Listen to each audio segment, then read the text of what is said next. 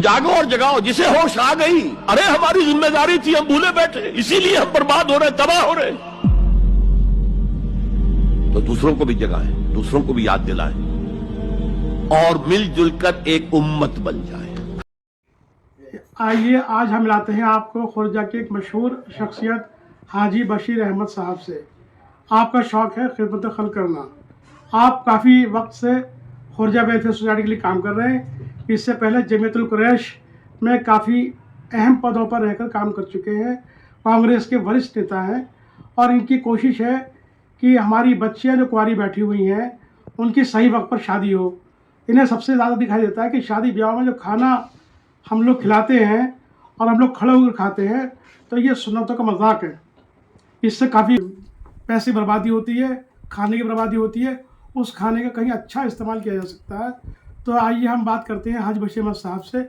उनसे पूछते हैं कि इस मिशन के पीछे उनके क्या मंशा है और वो क्या चाहते हैं, आवाम से क्या चाहते हैं और इस्लाही माशरे के लिए उनके क्या काम वो कर रहे हैं।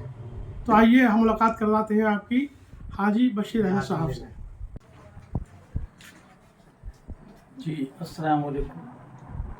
आज के इन हालात में जिस तरह से हम अपने खानों को हम कर रहे हैं, ये सिर्फ गैरों की रस्मों को, गैरों के तरीक़ों को इख्तियार किए हुए हैं, जो अल्लाह के रसूल सल्लल्लाहु अलैहि वसल्लम की सुन्नत का जनाजा निकल रहा है। हम लोग पैसे की बर्बादी भी कर रहे हैं और खाने की बर्बादी भी कर रहे हैं। अगर हमने सही मानों में खाने का एहतराम किया तो हमें अपने खाने को सुन्नत के तौर पर खिलाना चाहिए। कम से कम मेज़ कुर्सी पर तो कम से कम हो जिससे बैठ करके खाना खा सकें। ये जो हम लोग खड़ों के खाना खिलाते हैं, इसमें कम से कम 25% खाना तबाह बर्बाद होता है।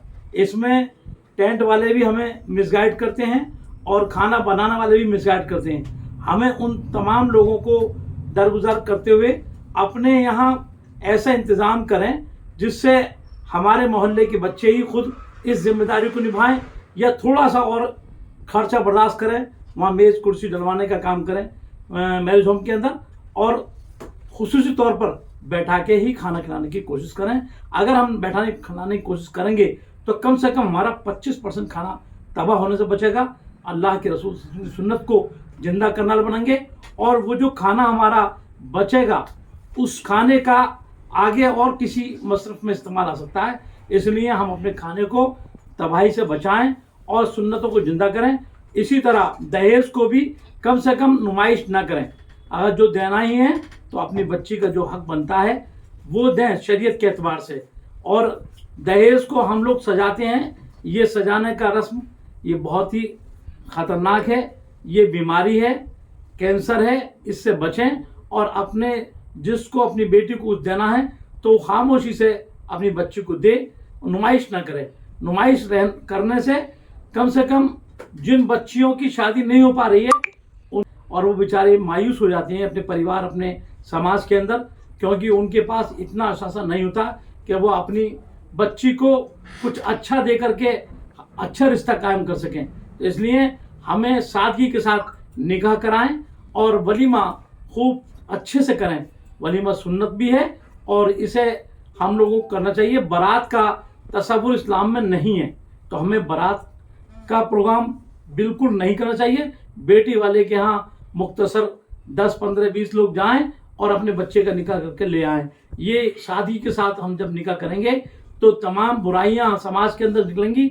झूठ और फरेब, धोखा, बेईमानी से हम लोग जो दहेज को इकट्ठा करते हैं और एक होड़ और हिर्स हो जाती है। और अब तो हम लोग कर्ज से गाड़ियां लेकर के दे रहे हैं, वो कर्ज वाली गाड़ियां भी ना देनी पड़ेंगी और उससे ही हम बचेंगे। तो इसलिए खुदा के लिए हम अपने आप को बचाएं इस कर्ज से और सादगी के साथ निकाह करें और अपनी बच्चियों को रुखसत करें। अल्लाह हमारे बच्चियों को जल्द से जल्द रुखसतें करें, क्योंकि 30 से 35 साल लड़कों को भी हो रहे हैं और औरतों लड़कियों को भी हो रहे हैं।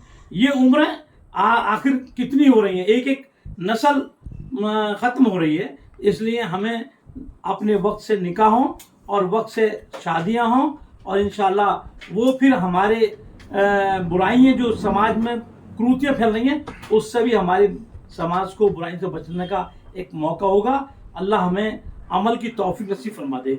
आमीन सुम्मा आमीन।